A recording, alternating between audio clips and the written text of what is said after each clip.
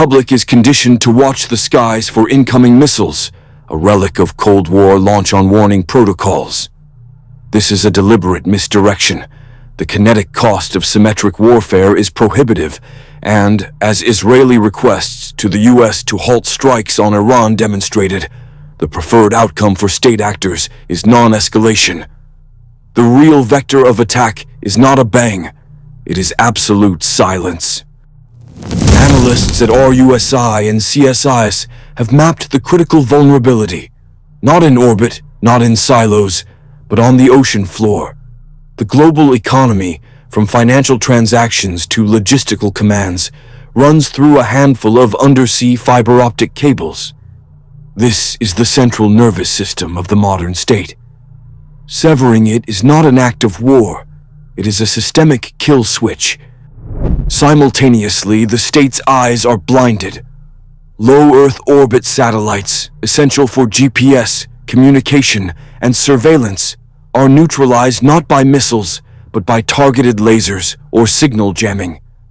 The result is the blind Leviathan, a superpower with immense kinetic force, carrier groups, armored divisions, rendered deaf, dumb, and blind, an engine of immense power, completely decoupled from its guidance system.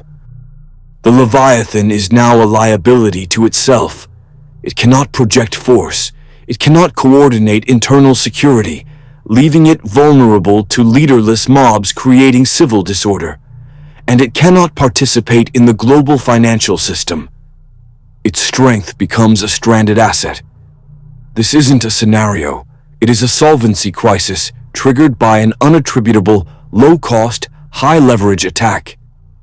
The mathematical certainty of this threat vector makes it the blueprint for 21st century strategic demolition. The motive is not ideology, it is insolvency.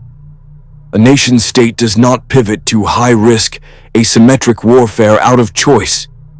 It does so when the mathematics of conventional conflict guarantee a solvency crisis. The cost of maintaining a modern military, funding pensions and servicing debt, when compounded by an unpopular war, creates a terminal domestic liability. According to analysts at CSIS, this internal economic bleed-out forces a strategic realignment. The state must find a vector to impose disproportionate costs on its adversary before its own treasury is liquidated. This pressure is not exclusively external. It's an accelerant applied to internal fractures. Reports of leaderless mobs in cities like Minneapolis, claiming territory and physically attacking opponents, are not isolated social events. They are a domestic front in the solvency war. Each incident functions as a kinetic tax on civil order, diverting security resources, eroding state legitimacy, and draining liquidity from the system. For a state apparatus already over-leveraged by foreign conflict, this internal fragility becomes the justification for a radical pivot. Weakness forces the pivot to asymmetry. When a state can no longer afford a symmetric dollar-for-dollar conflict, it must weaponize cost-effectiveness. The drone attacks in the Russia-Ukraine war, deepening the energy crisis by targeting critical infrastructure, are the blueprint. This is the McDonald's model of warfare that analysts cited by DroneXL.co note. Europe is desperate to copy.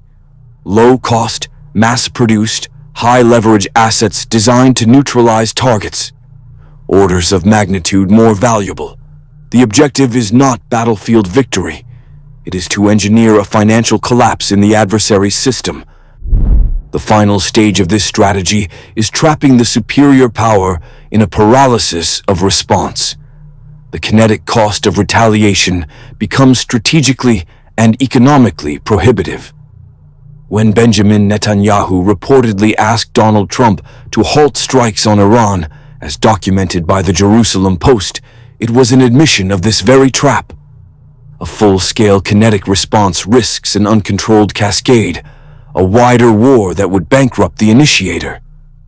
The stronger power is thus forced to absorb attritional, asymmetric attacks, because the cost of conventional escalation is a guaranteed solvency event. The launch on warning doctrine is not a strategy. It is a mathematical protocol born from the terror of a decapitation strike. The logic is zero-sum. If incoming nuclear assets are detected, you must launch your own retaliation before your command infrastructure is turned to glass. Survival is measured in minutes, and the decision matrix is absolute. But the entire protocol rests on a single, fragile assumption: the integrity of the data.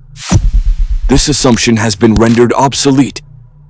According to analysts at CSIS, the primary vector for a first strike is no longer kinetic, it is digital.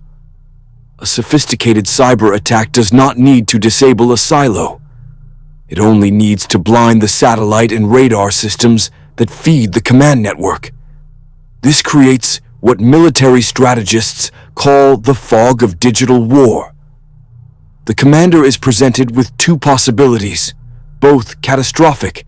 The silence on their screens is either a digital ghost or it is the final moment before impact.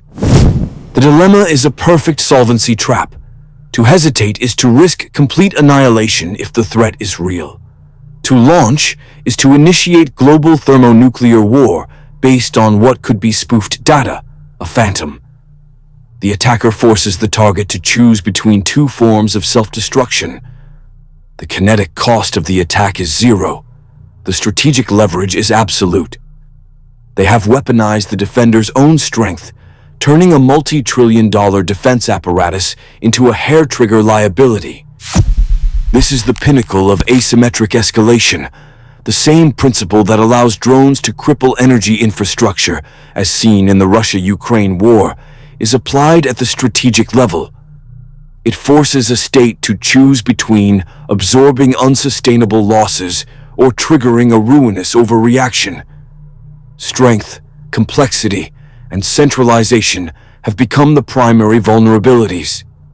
The blueprint is no longer about destroying an enemy's assets. It's about forcing the enemy to destroy themselves. The operational blueprint is public record. Ukraine's McDonald's model perfected mass-produced, low-cost drone vectors. Source: Number 1. Concurrent Russian campaigns validated the energy grid as the primary systemic liability, engineering blackouts with minimal kinetic cost. Source: Number 3. The third vector is not hardware, it is social.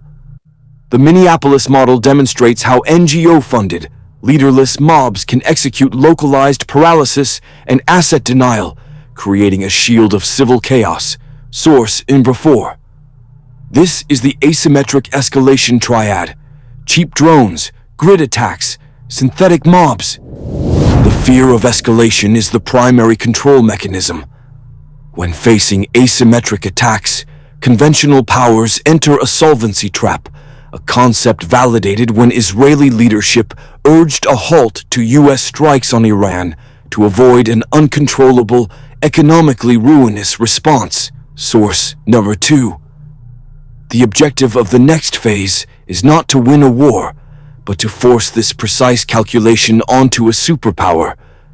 The method is a calibration shot, an attack designed for maximum economic leverage and perfect deniability, testing the target's response protocols and political will.